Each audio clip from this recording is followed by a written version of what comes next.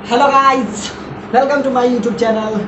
आज के इस नए वीडियो में हम देखेंगे रोटेशन के कुछ नए कंसेप्ट, जैसा कि प्योर रोलिंग मोशन। उससे पहले हम कुछ रोटेशन का क्वेश्चन कर लेते हैं, उसके बाद हम देखेंगे प्योर रोलिंग मोशन। उसके बाद रोटेशन वाला चैप्टर ऑलमोस्ट खत्म हो जाएगा। तो पहले हम बेसिक क्वेश्चन से शुरू करते हैं, उसके बाद हम पढ़ेंगे। बस एक ही टॉपिक बचा है आपका, pure rolling motion. Pure rolling motion, क्योंकि मेरे पास बहुत टाइम है इसलिए सारे का डिटेल एनालिसिस करेंगे। जैसा कि एक एक क्वेश्चन हम एच सी वर्मा का किए हैं, उसी तरीके से हम प्योर रोलिंग मोशन वाले कंसेप्ट भी देखेंगे और इस पे बेस्ड हम क्वेश्चन भी देखेंगे। सो अब देखते हैं 63 नंबर, जो कि बहुत ही बढ़िया क्वेश्चन है। इसमें दो दो कंसेप्ट मिक्स है, जैसा कि प्रीवियस क्वेश्चन भी जो किए थे उसमें भी दो दो कंसेप्ट मिक्स था। अब जो आपसे क्वेश्चन पूछा जाएगा एक चैप्टर वाइज नहीं रहेगा कि रोटेशन का था। जैसा कि प्रीवियस जो क्वेश्चन हम किए थे उसमें थोड़ा सा कंसेप्ट जो था मोमेंटम कंजर्वेशन का भी था, वो भी देखे। ये भी क्वेश्चन दोनों कंसेप्ट मिक्स है, इसीलिए ये मत समझिए कि ये क्वेश्चन सिर्फ रोटेशन का है। ये रोटेशन का भी है, मतलब पूरा मैकेनिक्स का क्वेश्चन अब होगा। अब ये नहीं कि कोई एक ही चैप्टर का क्वेश्चन होगा, अब दो तीन कंसेप्ट मिक्स करके आपसे क्वेश्चन पूछा जा सकता है। इसमें थोड़ा सा कंसेप्ट सेंटर ऑफ मास का भी लगेगा। सो ये नहीं कि हम रोटेशन पर आए तो सिर्फ रोटेशन इतना बड़ा चैप्टर है, नहीं। उसमें दो तीन कंसेप्ट एक बार मिक्स करके उस क्वेश्चन को टिपिकल बनाने का कोशिश किया जाता है। सो ऐसा मत समझिएगा कि सिर्फ रोटेशन ही है, इसमें सारे कंसेप्ट 63 नंबर क्वेश्चन में आपको दो तीन कंसेप्ट लगाएंगे। सेंटर ऑफ मास का भी कंसेप्ट लगाएंगे, एंगुलर मोमेंटम लगाएंगे, लीनियर मोमेंटम लगाएंगे। सारे चीज हम इस क्वेश्चन में देखेंगे। सो ये बहुत ही इंपॉर्टेंट क्वेश्चन है एच सी वर्मा का 63 नंबर। हम एक एक क्वेश्चन जो कि एच सी वर्मा का है डिटेल एनालिसिस कर रहे हैं, जिससे आपका कंसेप्ट बिल्डअप हो जाए। अब देखते हैं 63 नंबर कहता है क्या है। To a small ball A and B, each of mass small m, are joining rigidly to the end of the light rod of L. The system translates on a frictionless horizontal surface with velocity v naught in the direction perpendicular to the rod. A particle P of mass m kept at the rest on the surface sticks to the ball A as in the ball collides with it. Find first part में है linear speed of the ball A and B after the collision. देखिए इसमें collision का भी concept है, ये मत समझिएगा सिर्फ रोटेशन का। हम बहुत सारा क्वेश्चन ऐसा करवाएं जिसमें आपको कॉलिजन का भी कंसेप्ट लग रहा था। सो इसमें मिक्सअप क्वेश्चन है, ये बहुत ही शानदार क्वेश्चन है चुन के हम लाते हैं, जो कि बहुत ही कंसेप्चुअल क्वेश्चन है। इससे आपका कंसेप्ट बिल्डअप हो जाएगा। तो इसमें क्या है, कोलिजन होगा तो कोलिजन का भी कंसेप्ट लगेगा, whether it is elastic collision, जैसा कि प्रीवियस क्वेश्चन में था कि ये जो है इलास्टिक कोलिजन है, इस टाइप से। अब क्या है, आपसे फर्स्ट पार्ट में पूछ रहा है कोलिजन होगा, उसके बाद का आप लीनियर स्पीड बताइए and velocity of the centre of mass of C of the system A B और पी। और सी पार्ट में आपसे एंगुलर स्पीड, पहला में लीनियर और लास्ट में आपसे angular speed of the system about C after collision. So ये क्वेश्चन में आपसे दो तीन कंसेप्ट मिक्स करके आपको थोड़ा सा टिपिकल बनाने का कोशिश किया गया है। 63 नंबर, इसमें आपको दो बॉल पहले से दिया हुआ है और इसका लेंथ जो कि आपको कैपिटल एल दे दिया है और ये इधर मूव कर रहा है। और यहाँ पे एक फ्रिक्शनलेस सरफेस है, मतलब फ्रिक्शन नहीं है, आपको ये भी है, यानी म्यू बराबर 0 है। इस डायरेक्शन में ये मूव करेगा। इस पॉइंट को लेट्स दिस पॉइंट ए, ये आपका सेंटर है सी, तो ये आपका बी। आपसे तीन क्वेश्चन पूछा गया है। फर्स्ट पार्ट में आपसे सिर्फ पूछा है लीनियर स्पीड बताइए। इसमें कॉलिजन हो रहा है तो ध्यान से दीजिए, रोटेशन में कॉलिजन का भी कंसेप्ट आपको लगाना पड़ेगा। और आपसे फिर पूछा है सेकेंड पार्ट में वेलोसिटी ऑफ सेंटर ऑफ मास, मतलब सेंटर ऑफ मास का भी कंसेप्ट इसमें लगेगा। यहाँ पे पी पॉइंट पे, इस पी पॉइंट पे जिसका मास m एक पार्टिकल है,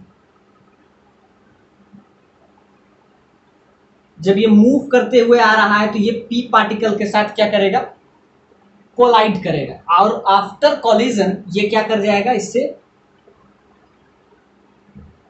स्टिक्स कर जाएगा, चिपक जाएगा। अब बताइए आफ्टर कॉलिजन इसके अंदर लीनियर स्पीड क्या होगा। आपसे क्वेश्चन में ये पूछा है कि after collision find the linear speed of this system. अब ध्यान से देखिए, यहां पे भी आपका m मास का है, दोनों का वेलोसिटी v नोट ही है और ये आगे कुछ दूर जाएगा और एक जगह ये p पार्टिकल है जिसका मास आपको स्मॉल m दिया हो, उससे क्या कर जाएगा, स्टिक कर जाएगा। अब आपको बताना है, अब इस पार्ट में आपको बस बताना है कि उसका लीनियर स्पीड चाहिए। अब इस क्वेश्चन में ध्यान से देखिए, कहने को तो ये रोटेशन का क्वेश्चन है पर इसमें हर कंसेप्ट आपसे पूछने का कोशिश किया गया है। अब आप इसका भी स्पीड बताइए, ये भी मोशन में रहेगा, इसका सेंटर ऑफ मास भी मोशन में रहेगा। तो अब आपसे सेकेंड पार्ट में आपसे पूछा है कि वेलोसिटी बताइए, वो भी उसके सेंटर ऑफ मास का। और थर्ड पार्ट में आपसे पूछा है एंगुलर स्पीड, मतलब एक ही क्वेश्चन में आपसे पहले लीनियर स्पीड पूछा है,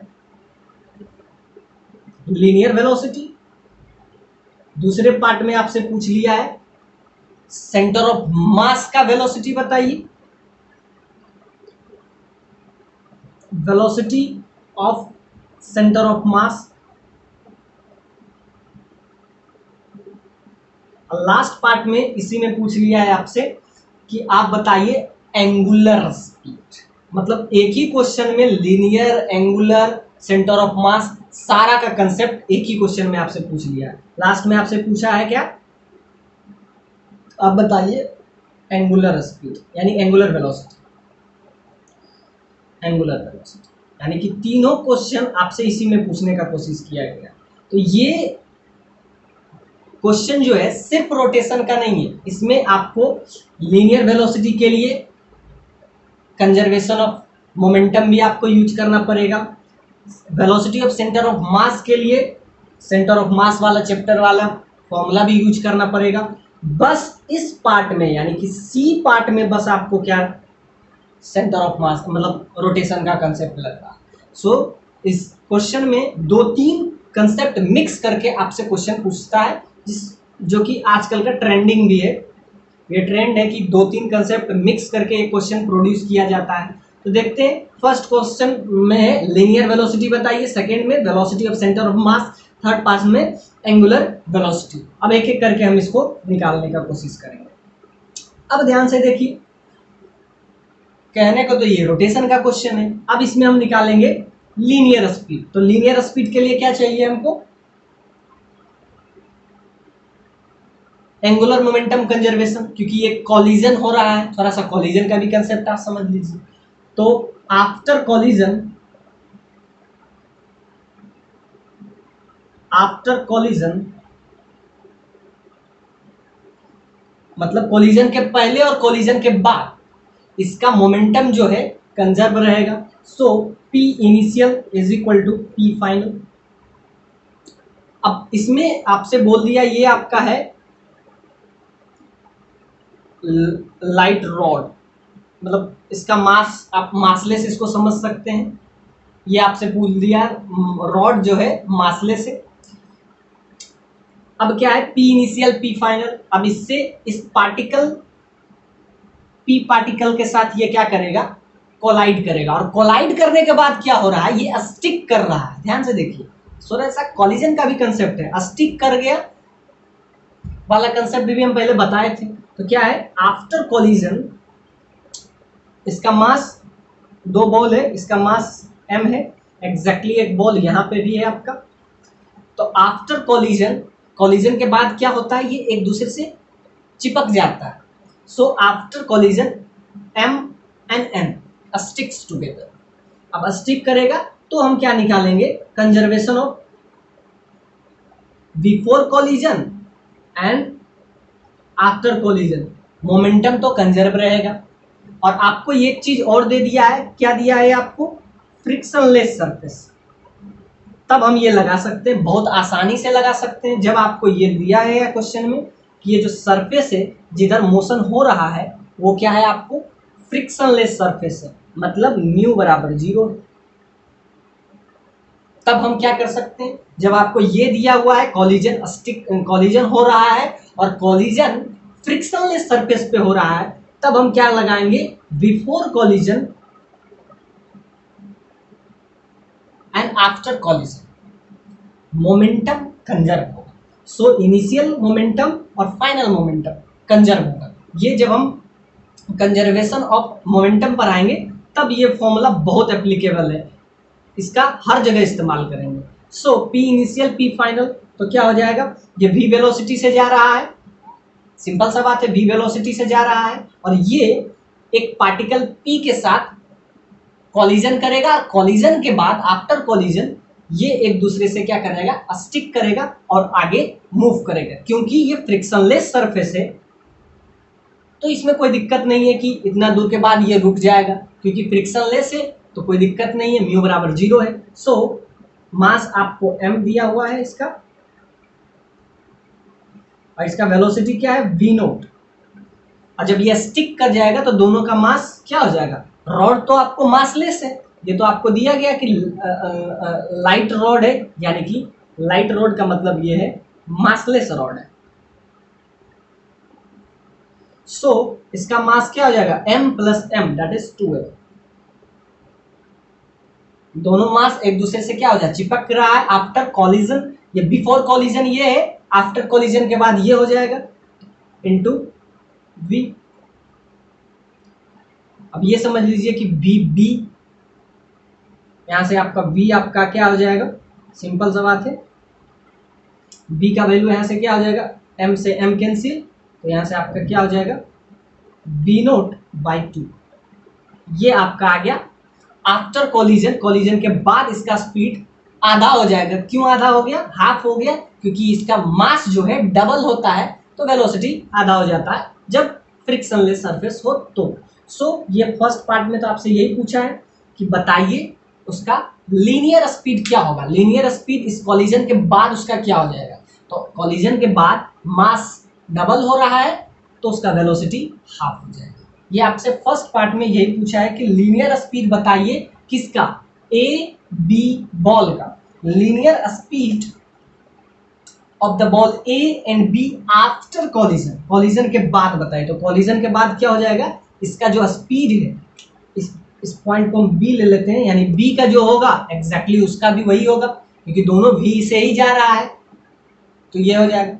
अब आपसे क्या पूछा, अब आप सेकेंड पार्ट में आपसे पूछा है कि बताइए इसका सेंटर ऑफ मास का वेलोसिटी क्या हो जाएगा। ये अब इस पॉइंट पे आपको कमेंट करना है कि velocity of centre of mass आपसे पूछा है, आपसे velocity of the centre of mass C system A B and P. आपको सेंटर ऑफ मास का वेलोसिटी निकालना है। ध्यान से देखिए, है तो ये क्वेश्चन सिर्फ रोटेशन का, लेकिन इसमें सेंटर ऑफ मास भी अब आगे। अब ये पार्ट आपका ए था, अब आपका पार्ट बी। अब आपको क्या निकालना है, वेलोसिटी ऑफ सेंटर ऑफ मास।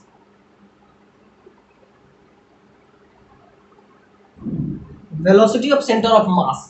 अब इसका वेलोसिटी निकालेंगे कि ये जो है किस वेलोसिटी से जा रहा होगा, क्या ये वेलोसिटी ज्यादा है कम है क्या है वो हम देखेंगे। तो वेलोसिटी का VCM का मतलब velocity of centre of mass क्या होता है, m1 v1 plus m2 v2 that is equal to which is divided by m1 plus m2। ये होता है फॉर्मूला। जब आप सेंटर ऑफ मास पढ़िएगा तो ये फॉर्मूला आपको वहां पे देखने को मिलेगा, तो इसमें आप स्टार लगा लीजिए, ये फॉर्मूला बहुत एप्लीकेबल है। इस फॉर्मूले से ही आप क्या निकालिएगा, velocity of the centre of mass. Centre of mass का अगर वेलोसिटी निकालना है तो क्या करना पड़ेगा, m1 v1 plus m2 v2 divided by m1 plus m2। तो ध्यान से देखिए, कॉलिजन के बाद क्या हो जाएगा, इसका मास, इसका पास भी वेलोसिटी v है एग्जैक्टली, उसके पास भी वेलोसिटी v है। तो ध्यान से देखिए क्या हो जाएगा, तो इस फॉर्मूले में बस आप पुट कर दीजिए। ये फॉर्मूला बहुत इंपॉर्टेंट है, जब आप सेंटर ऑफ मास पढ़िएगा तो हम ये फॉर्मूला, इस टाइप का फॉर्मूला आपको बताएंगे। m1 v1 m2 v2, जब किसी का भी सेंटर ऑफ मास कुछ वेलोसिटी से मूव कर रहा है, दो अलग अलग पॉइंट का आपको अलग अलग वेलोसिटी है, तो हम ये फॉर्मूला यूज करते हैं जिससे आप सेंटर ऑफ मास का वेलोसिटी निकाल पाए। तो सिंपल सा बात है, इसका मास क्या है, अब हम क्या निकालेंगे, सेंटर ऑफ मास, यानी कि A plus B plus P, यानी तीनों का, ये देखिए A, ये B और ये C, तीनों का हमको सेंटर ऑफ मास का वेलोसिटी निकालना है। तो सिंपल सा बात है, इसका वेलोसिटी क्या है, मास m है, वेलोसिटी v नोट है। ये मास m है, वेलोसिटी कितना है, v नोट, प्लस इसका मास कितना हो जाएगा आफ्टर कॉलिजन, हम लिख देते हैं आफ्टर कॉलिजन। आफ्टर कॉलिजन ध्यान से देखिए, इसका मास कितना हो जाता है 2m, वेलोसिटी हाफ हो जाता है लेकिन मास डबल हो जाता है। सो मास इज 2m, वेलोसिटी क्या हो जाता है v note by 2 divided by क्या हो जाएगा m1 प्लस m2। इसका मास क्या है, इसका मास m है और इसका मास क्या हो जाएगा m plus m, that is 2। ध्यान से देखिए, यहां से आपका क्या निकल जाएगा VCM, यानी कि वेलोसिटी ऑफ सेंटर ऑफ मास। बस इसको इजी कर लेंगे, क्या किए ABP आफ्टर कॉलिजन, कॉलिजन के बाद आप बताइए किसका सेंटर ऑफ मास का वेलोसिटी। हर एक पॉइंट का वेलोसिटी अलग अलग होगा क्योंकि इसमें रोटेशन तो तभी होगा ना। तो हम क्या निकाले, सेंटर ऑफ मास का velocity. So m1 v1 plus m2 v2 divided by m1 plus m2। m1 आपका मास m है, वेलोसिटी v नोट है, इसका मास क्या हो जाता है m plus m, that is 2m, velocity क्या हो जाता है v नोट बाई 2। तो यहाँ से आप अगर इसको थोड़ा सा इजी कर लीजिएगा तो क्या हो जाएगा, इजी कर लीजिएगा तो यहाँ से आपका आ जाएगा 2m v note divided by 3m, m से m कैंसिल, तो आपका क्या हो जाएगा 2/3 v नोट। ये आपका आ जाएगा सेंटर ऑफ मास का वेलोसिटी, क्या आ जाएगा 2/3 v नोट। अब ध्यान से देखिए, पहले वेलोसिटी क्या आया था आफ्टर कॉलिजन, इसका वेलोसिटी क्या आया था B पॉइंट का वेलोसिटी, ये जो वेलोसिटी है VCM है, मतलब सेंटर ऑफ मास का वेलोसिटी है, या इसको ये भी लिख सकते हैं VC। C पॉइंट का वेलोसिटी आपका क्या आ गया, C पॉइंट का वेलोसिटी आपका आ गया 2/3 एग्जैक्टली। B पॉइंट का वेलोसिटी आपका क्या आ गया, B पॉइंट का वेलोसिटी आपका आ गया v/2। अब आपसे ये आप निकाल लिए, अब आपसे पूछ रहा है लास्ट पार्ट में एंगुलर वेलोसिटी। अब ध्यान से देखिए, लीनियर आपने निकाला, आपने सेंटर ऑफ मास का भी कंसेप्ट यूज करके आप क्या निकाले, जिसका आ गया 2/3 v नोट। अब आपसे थोड़ा सा और टिपिकल बनाने का कोशिश किया गया है, आपसे अब पूछ रहा है ओमेगा का वैल्यू, फाइंड ओमेगा। ओमेगा क्या है, एंगुलर वेलोसिटी।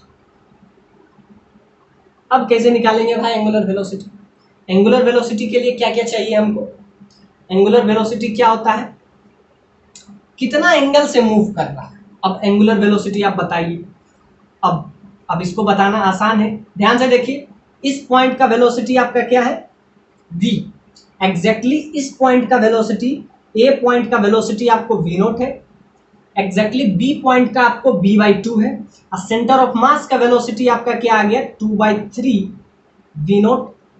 अब सब पॉइंट का अलग अलग वेलोसिटी आ रहा है, अब आपसे पूछ रहा है कि एंगुलर वेलोसिटी बताइए, यानी कि थर्ड पॉइंट में आपसे पूछा है find the angular speed of the system, ये पूरा सिस्टम का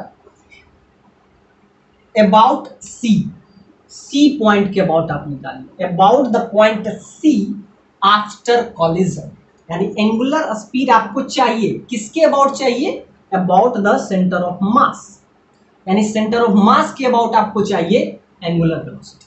तो ये बहुत ही लाजवाब क्वेश्चन है, इसमें हर तरीके से आपको कंसेप्चुअली फिट होना पड़ेगा इस क्वेश्चन को बनाने के लिए। तो अब हम निकालेंगे V वेलोसिटी ही निकालेंगे, एंगुलर वेलोसिटी निकालेंगे। तो एंगुलर वेलोसिटी का फॉर्मूला क्या होता है आपको तो हम बताए थे। तो एंगुलर वेलोसिटी ये पहले आप लिख लीजिए। अब लास्ट पार्ट में हम एंगुलर वेलोसिटी निकालेंगे with the help of first and second part को ही यूज करके हम लास्ट पार्ट में पहुंचेंगे। आप ऐसा समझिए कि टोटल लेंथ आपका एल है, इसको हम कुछ टोटल लेंथ पहले ही हम बता चुके हैं एल है, और इसी दोनों के हेल्प से हम थर्ड पॉइंट पे भी पहुंचेंगे। इसमें हम कुछ मिटाते नहीं हैं क्योंकि इस दोनों का ही हम एप्लीकेशन देखेंगे। तो अब पार्ट सी हम आते हैं। सी पार्ट में आपसे पूछा है angular velocity about the point C. ये बहुत ही लाजवाब है। पहले हम ये पता तो कर लें कि सी एक्चुअली में है कहाँ। अब क्या कहें कि सेंटर ऑफ मास क्या वाकई में भी सी तक होगा। अब ध्यान से देखिए, इसमें पूरा पूरा सेंटर ऑफ मास का कंसेप्ट लग रहा है। आप ये फॉर्मूला आपको जब पता है तो वो फॉर्मूला भी आपको पता होना चाहिए कि सेंटर ऑफ मास का कंसेप्ट के बिना आप ये क्वेश्चन डील नहीं कर सकते। अब एक और कंसेप्ट है, हमको पहले ये निकालना पड़ेगा इसका सेंटर ऑफ मास एक्चुअली में है कहाँ पे, क्योंकि हमको जो निकालना है एंगुलर वेलोसिटी अबाउट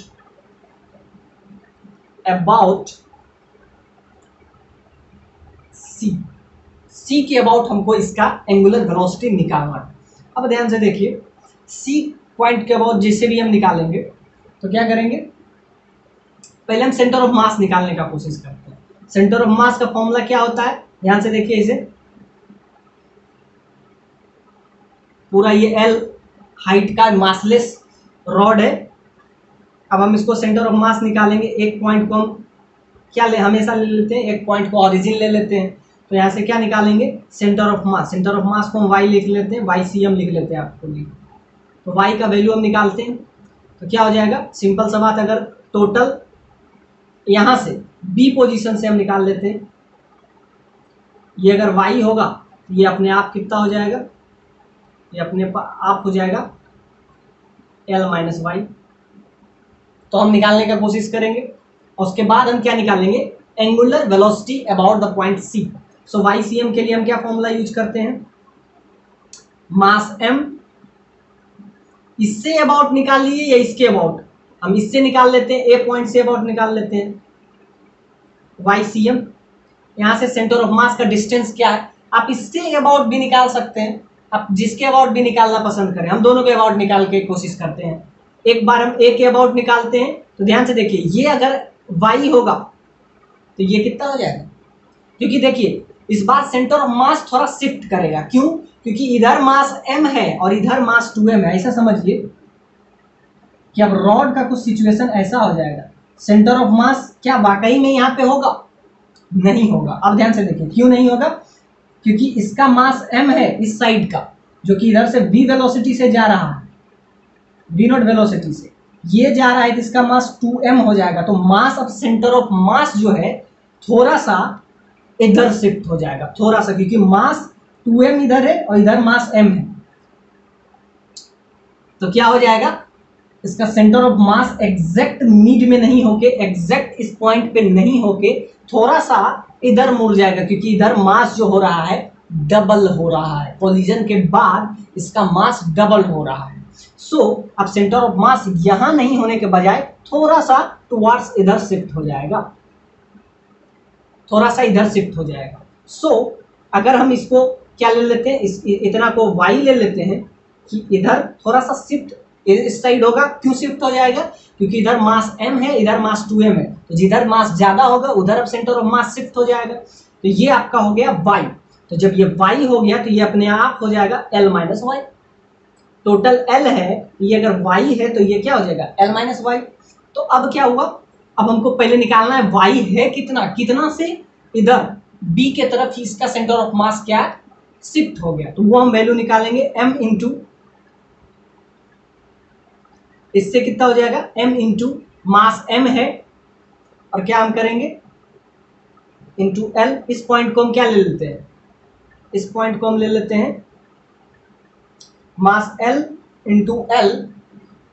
हम हमेशा यही फॉर्मूला यूज करते हैं VCM के लिए। एक को 0 ले लेते हैं, एक को ऑरिजिन ले लेते हैं, तो वहां से आपको 0 ही, देखिए 2 पॉइंट में एक पॉइंट को आपको 0 लेना पड़ेगा। दूसरा m प्लस 2m, तो यहाँ से आपका क्या आ जाएगा, यहाँ से आपका आ जाएगा m into L divided by 3m, m से m कैंसिल, यहाँ से आ जाएगा l बाई 3। सो y का वैल्यू क्या आ गया आपका, y का वैल्यू आ गया l बाई 3। एक पॉइंट को इसमें क्या हम करते हैं, ये जब आप सेंटर ऑफ मास पढ़िएगा तो ये फॉर्मूला हम हमेशा यूज करेंगे। क्या, m एक पॉइंट को, जैसे 2 पॉइंट में एक पॉइंट को हम ऑरिजिन ले लेते हैं, तो इस बार हम b पॉइंट को क्या ले लिए, ऑरिजिन, यानी 0,0। सेंटर ऑफ मास में आप जब भी निकालते हैं तो किसी पॉइंट के अबाउट सेंटर ऑफ मास निकालते हैं, तो इस पॉइंट को हम 0,0 ले लिए, यानी ऑरिजिन ले लिए। तो ऑरिजिन ले लिए, उससे हम y का डिस्टेंस निकालने का कोशिश करें, तो m इंटू एल, एल क्या है, टोटल इसका मासलेस का length, divided by m plus 2m total, ये वाला formula m1 plus m2, m1 into L plus m2 into, तो अगर इस पॉइंट को आप ऑरिजिन ले लेते हैं तो क्या लिखेंगे, 2m इंटू 0। ध्यान से देखिए, ये फॉर्मूला सिर्फ सेंटर ऑफ मास के लिए ही नहीं लगता, ये ध्यान से देखिए, ये फॉर्मूला के लिए हम लगा सकते हैं जब भी आपको सेंटर ऑफ मास निकालना हो, तो हम हमेशा यूज करते हैं m1 r1 plus m2 r2 divided by m1 plus m2। m1 r1 क्या है, उस पॉइंट से डिस्टेंस, तो m1, तो मास इसका m है और इसका पोजीशन इस पॉइंट से कितना है, l, तो m into L into 2m, मास इसका 2m है लेकिन हम इसी पॉइंट के अबाउट निकाल रहे हैं, तो इसका 0 हो जाएगा, divided by m1 plus m2। Actually formula यही है, BCM का जो फॉर्मूला होता है वही हो जाता है, r हो जाता है v के जगह पे, बाकी कुछ भी चेंज नहीं होता।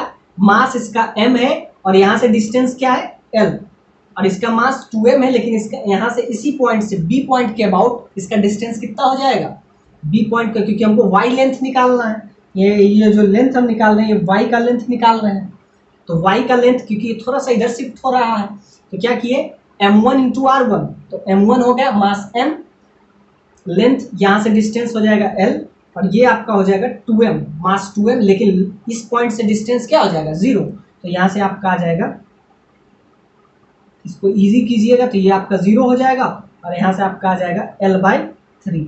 मतलब क्या समझे, मतलब y का वैल्यू, मतलब सेंटर ऑफ मास थोड़ा सा इधर शिफ्ट हो गया, y का वैल्यू क्या हो गया, यानी इतना डिस्टेंस जो जिसको आप y ले रहे थे, इसका वैल्यू क्या आ गया आपका, l बाई 3। मतलब centre of mass l by 2 नहीं हुआ, अब इधर थोड़ा सा शिफ्ट हो गया, मतलब नीचे थोड़ा सा शिफ्ट हो गया और l बाई 3 आ गया, जिसको हम l बाई 2 समझ रहे थे। सो इसमें पूरा सेंटर ऑफ मास का कंसेप्ट लग रहा है। अब तो आपके लिए आसान हो गया। अब क्या क्या आसान हो गया, आपको पता हो गया ओमेगा का वैल्यू क्या होता है, v बराबर ओमेगा इंटू आर, ये होता ही है। तो यहां से हम ओमेगा का वैल्यू निकाल लेंगे, ओमेगा क्या हो जाएगा, यहां से ओमेगा हो जाएगा सिंपली v बाय आर। तो अब आपको क्या पता है, B पॉइंट का वेलोसिटी पता है, C पॉइंट का वेलोसिटी पता है, बीच का लेंथ भी पता है। अब आपके लिए तो आसान हो जाएगा। क्या क्या पता है आपको, B पॉइंट का भी वेलोसिटी पता है, C पॉइंट का भी वेलोसिटी पता है, और दोनों के बीच का गैप भी पता है। तो दोनों के बीच का गैप जो कि r होता है, दोनों के बीच का गैप, तो आप यहाँ से एंगुलर वेलोसिटी भी अब निकाल पाएंगे। तो एंगुलर वेलोसिटी निकालने के लिए क्या करेंगे, आपको वेलोसिटी पता होना चाहिए और बीच का लेंथ पता होना चाहिए। अब क्या करेंगे, हमको निकालना है v bc, किसी के अबाउट निकाल लीजिए। तो क्या है, vb minus bc divided by bc का लेंथ, bc का लेंथ आपको पता है क्या है, l बाई 3। B पॉइंट के अबाउट क्या आपको पता है, वेलोसिटी B पॉइंट के अबाउट आपको v बाई 2 पता है। C पॉइंट के अबाउट आपको वेलोसिटी क्या पता है, 2 by 3 v not divided by l by 3। तो यहाँ से आपका क्या आ जाएगा, इसको अगर इजी कीजिएगा तो क्या आ जाएगा, v नॉट यहाँ से आपका आ जाएगा इसको इजी कर लीजिए, तो यहाँ से आपका आ जाएगा 6, तो 3v0 माइनस 4v0, मतलब सी पॉइंट का वेलोसिटी ज़्यादा है तो सी वाले पार्ट को पहले लिख लेंगे, निगेटिव साइन नहीं होगा क्योंकि हम यहाँ से निकाल रहे हैं ओमेगा का वैल्यू, ये ओमेगा है, BBC omega angular velocity BC. तो यहाँ से आपका आ जाएगा, इसको कीजिएगा तो 3 से, और ये आ जाएगा 2 तो 4, यहाँ से आपका आ जाएगा कितना, v0 बाई 6, यहाँ से v0 बाई 6 आ जाएगा और डिवाइडेड बाय क्या है, l/3, तो यहाँ से क्या हो जाएगा 3 से 2, तो यहाँ से आपका आ जाएगा v0 बाय 2l, ये आपका आ गया वेलोसिटी, क्या आ गया, v0 डिवाइडेड बाय 2l। क्या किए हमको दोनों का पता याद ध्यान है कि ये थोड़ा नेगेटिव साइन आ जाएगा तो उससे कोई फर्क नहीं पड़ता है, इससे ये पता चल रहा है कि सी पॉइंट का वेलोसिटी हम बी पॉइंट का ज्यादा माने हैं, लेकिन वेलोसिटी ज्यादा किसका है, सी का, उससे कोई फर्क नहीं पड़ता है। यहाँ से आपका आ जाएगा निगेटिव साइन, तो निगेटिव साइन से कोई फर्क नहीं पड़ता है, ये समझिए कि हम समझ रहे थे इस डायरेक्शन में मूव करेगा, अगर इसका ज्यादा है, सिंपल सा बात है, ये अगर वेलोसिटी कम है और ये ज्यादा है तो इसके तरफ मूव करेगा, बस डायरेक्शन अलग अलग होगा, मैग्नीट्यूड तो यही होगा। सो वैल्यू क्या किए, ये वाला फॉर्मूला हम यूज किए, तो क्या बी पॉइंट माइनस सी, यहाँ पे आप ये भी लिख सकते हैं, बी सी लिखिए या सी भी कोई फर्क नहीं पड़ता, वैल्यू वही आना चाहिए, बस डायरेक्शन अलग आएगा, निगेटिव यहाँ से आ जाएगा। अब इसको इजी कर लीजिए, आपका आ जाएगा v0 बाई 2l। इस क्वेश्चन में आपने हर टाइप का कंसेप्ट देखा, पूरा सेंटर ऑफ मास डिस्कस हो गया आपके लिए, यानी ये रोटेशन का कम क्वेश्चन है और सेंटर ऑफ मास का ज्यादा क्वेश्चन है। तो ये आपका आ गया क्या, angular velocity about C point के अबाउट आपको एंगुलर वेलोसिटी, ये आपका आ गया, that is v0 bye 2l। सो इस क्वेश्चन में हमने बहुत कुछ डिस्कस किया, आई होपफुली आपको पूरा कंसेप्चुअली ये चीज समझ में आया होगा। अब देखते हैं next types of problem which is based on rotation and other type of concept.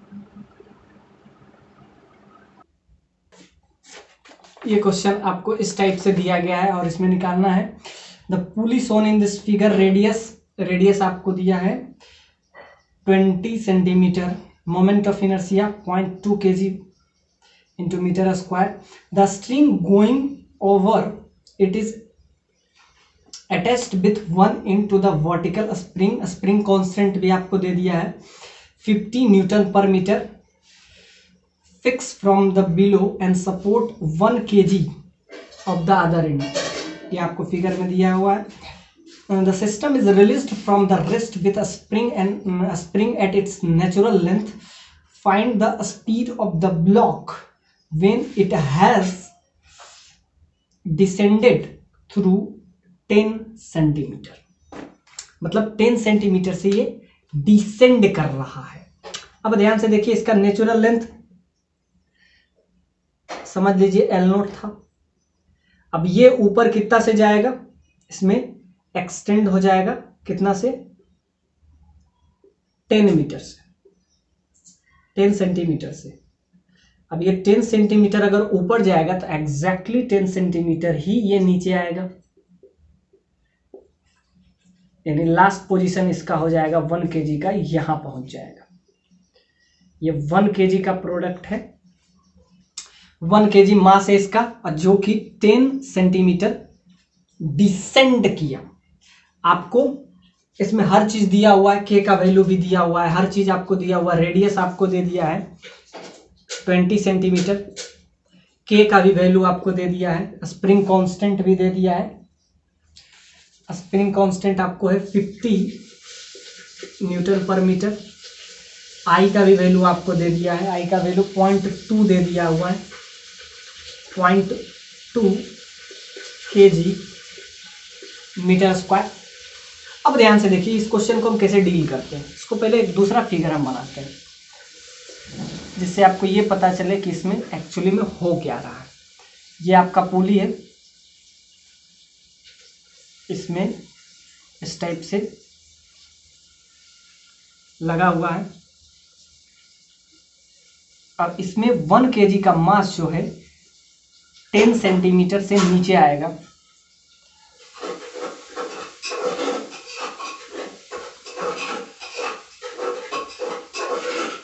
Centimetre नीचे आएगा, मतलब नेचुरल लेंथ से ये 10 सेंटीमीटर ऊपर जाएगा। नेचुरल लेंथ समझ लीजिए यहाँ तक है, L0 नेचुरल लेंथ में पहले था। अब ये जो है 1 kg जो कि 10 सेंटीमीटर क्या हुआ, डिसेंड किया। ये आपका है, समझिए 10 सेंटीमीटर ये ऊपर गया, एग्जैक्टली 10 सेंटीमीटर ये नीचे आया। अब आपको इसमें बताना है, इसका रेडियस आपको 20 दे दिया है। अब ये फिगर इसमें हम किए तो ये इनिशियल पोजीशन था, ये इसका फाइनल पोजीशन है। अब समझिए इसमें क्या करेंगे, सिंपल है। ये इनिशियली रुका हुआ था, इसमें कुछ ना कुछ मोशन होगा, एंगुलर मोशन है, समझ लीजिए जो एंगुलर मोशन इसमें ओमेगा है। अब इसमें हम लगाएंगे एनर्जी कंजर्वेशन। अभी तक हम क्या क्या लगाए थे, angular momentum conservation, momentum conservation. इसमें हम लगाएंगे एनर्जी कंजर्वेशन। ई इनिशियल, ई फाइनल, मतलब शुरुआत में ये रेस्ट में है, ये आपसे क्वेश्चन में मेंशन है। अब जब ये रेस्ट में होगा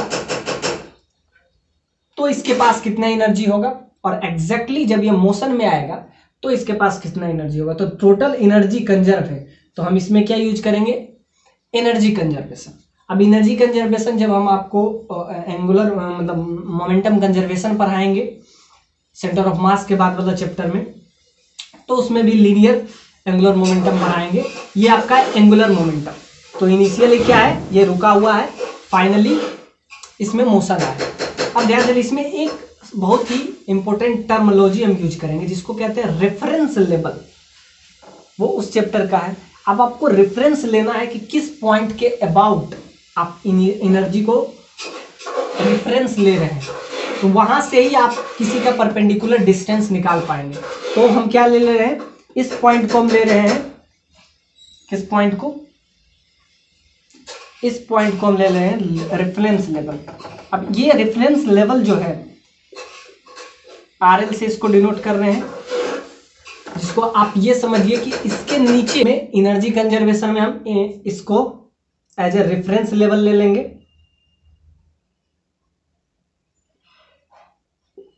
इसमें रेफरेंस लेवल बहुत ही इंपॉर्टेंट है, आप इसको ले ले, शुरुआत वाले में ही रेफरेंस लेवल ले लेते हैं।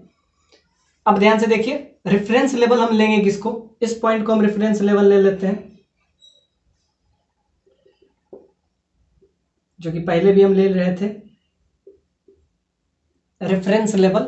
अब रेफरेंस लेवल के जो नीचे हुआ, रेफरेंस लेवल के जो ऊपर हुआ, तो रेफरेंस लेवल लेने का बस एक ही मतलब है कि रेफरेंस लेवल के जो भी नीचे हुआ वो नेगेटिव और जो ऊपर हुआ वो पॉजिटिव।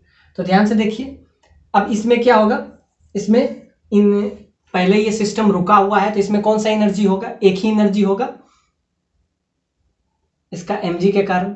सो इनिशियल एनर्जी जो कि फाइनल एनर्जी के बराबर है।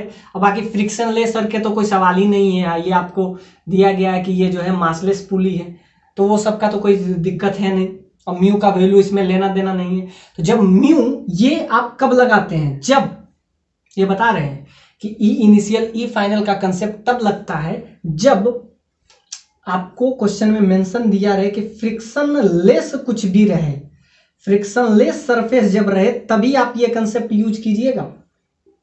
जब फ्रिक्शन आ जाता है तो ये कंसेप्ट आप नहीं यूज कर पाइएगा, क्योंकि कुछ एनर्जी जो है फ्रिक्शन के तौर पे या तो हीट एनर्जी के तौर पे बाहर निकल जाता है, जो कि आप काउंट नहीं कर पाइएगा।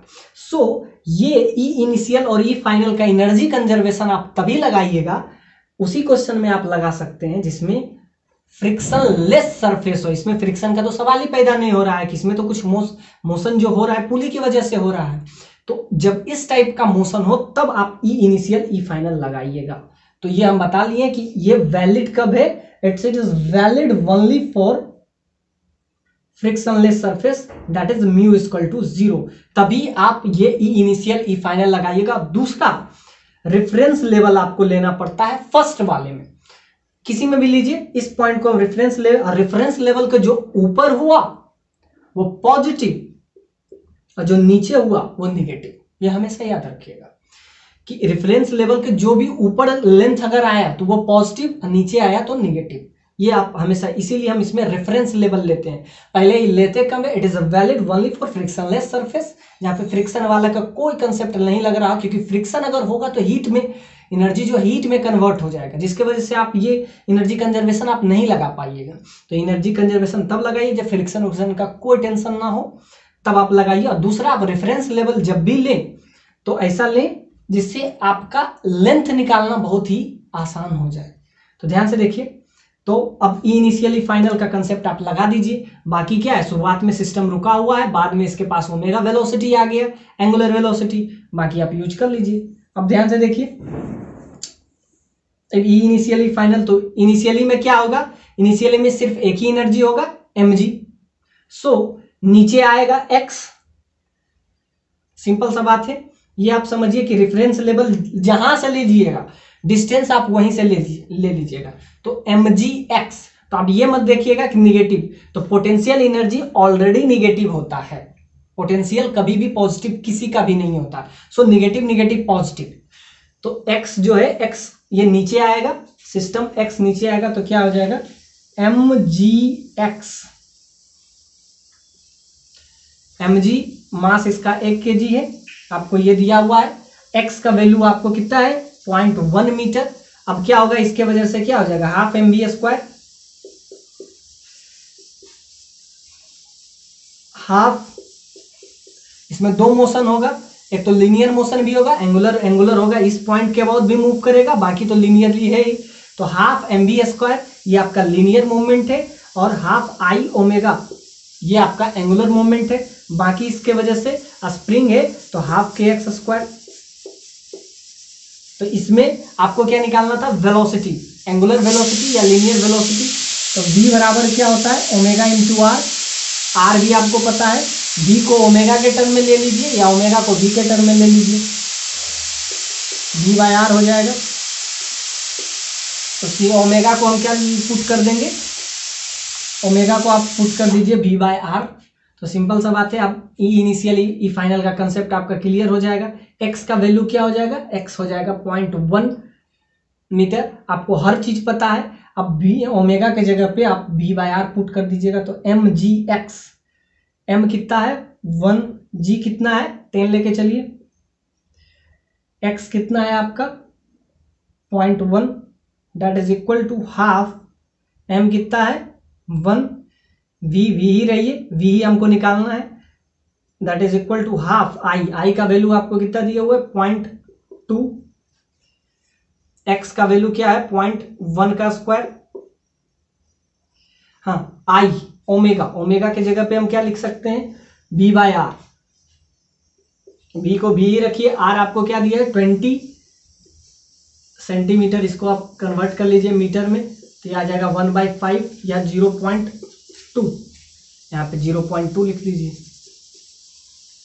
अब इसका स्क्वायर प्लस हाफ, k का भी वैल्यू आपको दिया हुआ है 50, x का वैल्यू आपका है 0.1,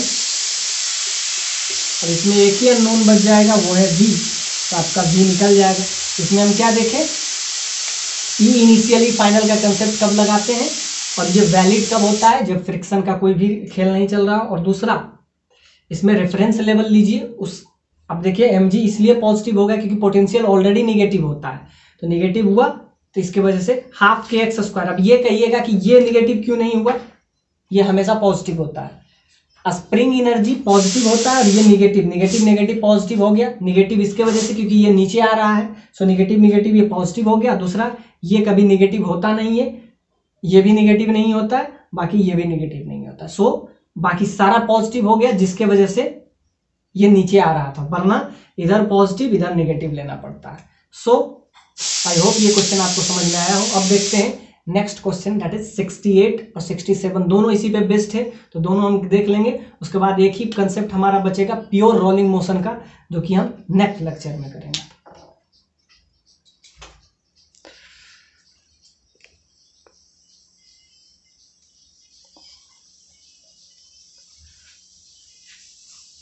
सिक्सटी 66 देखे थे, स्प्रिंग वाला था, ये आपका 67 नंबर है। ये क्वेश्चन आपका एचसी वर्मा का 67 नंबर है, जो कि होपफुली आप देख ही रहे होंगे। आपसे पूछ रहा है, इसमें क्वेश्चन को पढ़ के सुना देते हैं। ए मीटर स्टिक, मतलब लेंथ 1 मीटर है, मीटर स्टिक है तो 1 metre, it's held vertically with one end on a rough horizontal floor, rough horizontal floor है। It is gently allowed to fall on the floor assuming one end at the floor doesn't slip, ये slip नहीं कर रहा है, ये आपको assume करके चलना है। Find angular speed of the rod when it hit the floor, ये क्वेश्चन पूछ रहा है कि जब ये फ्लोर को हिट करेगा तब इसका एंगुलर स्पीड बताइए, एंगुलर वेलोसिटी बताइए, एंगुलर स्पीड। और दूसरा ये जो पॉइंट है, ये एक पॉइंट जो है ये आप एज्यूम करके चलिए कि ये स्लिप नहीं कर रहा, और दूसरा ये मीटर स्टिक है, यानी कि इसका 1 मीटर है, इस टाइप से जेंटली, इस टाइप से फ्री फॉल हो रहा है और ये स्लिप नहीं कर रहा है। आप इसका एंगुलर स्पीड बताइए।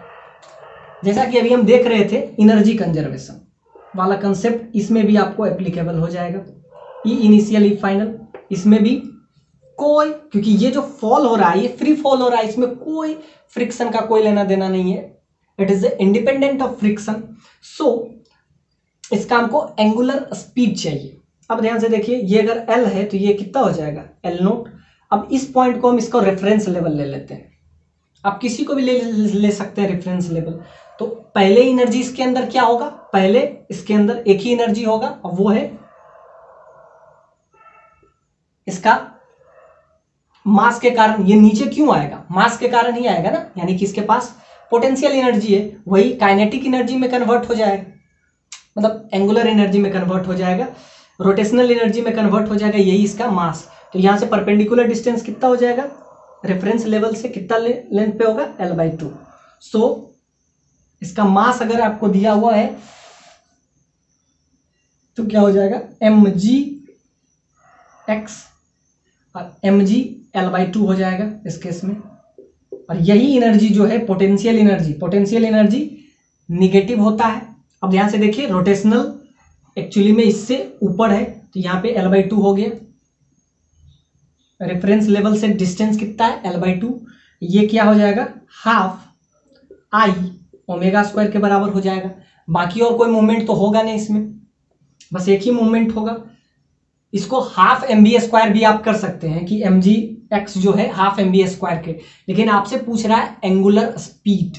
अब ये एंगल से घूमेगा तो इसका एंगुलर स्पीड बताइए, जब ये A से समझिए कि इस B पॉइंट पे थ्रू C पॉइंट से होते हुए B पॉइंट पे पहुंचेगा, तब बताइए इसका, जब ये फ्लोर को हिट करेगा तब इसका एंगुलर स्पीड बताइए। So mg L/2 that is equal to I half I omega square. I का वैल्यू क्या हो जाएगा, अब बताइए I का वैल्यू इस केस में क्या हो जाएगा, हम बताए थे जब रॉड, ये रॉड टाइप बिहेव करेगा, रॉड का 1 एंड के अबाउट क्या होता है, ml/3। ये हम बताए थे पहले भी, 1 एंड के अबाउट, सेंटर के अबाउट होता है ml/12, लेकिन 1 एंड के अबाउट होता है ml/3। सो I का वैल्यू यहां से हो जाएगा 1/2 ml/3 और ओमेगा ही आपको निकालना है। और इधर से क्या आ जाएगा, m, कैपिटल M ले लेते हैं, mg L/2। सो ध्यान से देखिए, m से m कैंसिल, वैसे मास दिया नहीं था, देखिए मास वैसे भी कैंसिल हो गए। अब यहाँ से क्या आ जाएगा, L से L, एक L से कैंसिल हो जाएगा तो L, एक ही L बचेगा। सो आपके पास क्या बचेगा, ओमेगा स्क्वायर का वैल्यू क्या बच जाएगा, ये 6, यहाँ से 2 से 2 भी कैंसिल, तो यहाँ पे बच जाएगा 3/L। L का वैल्यू क्या है, मीटर है, तो L का वैल्यू 1 हो जाएगा सर। ओमेगा का वैल्यू आपका आ जाएगा √3 रेडियन पर सेकेंड, मतलब √3 रेडियन पर सेकेंड से ये इसका एंगुलर स्पीड हो जाएगा। बाकी आपके लिए क्या है, ml²/3, बाकी 2 से 2 कैंसिल हो जाएगा, बाकी ये हो जाएगा।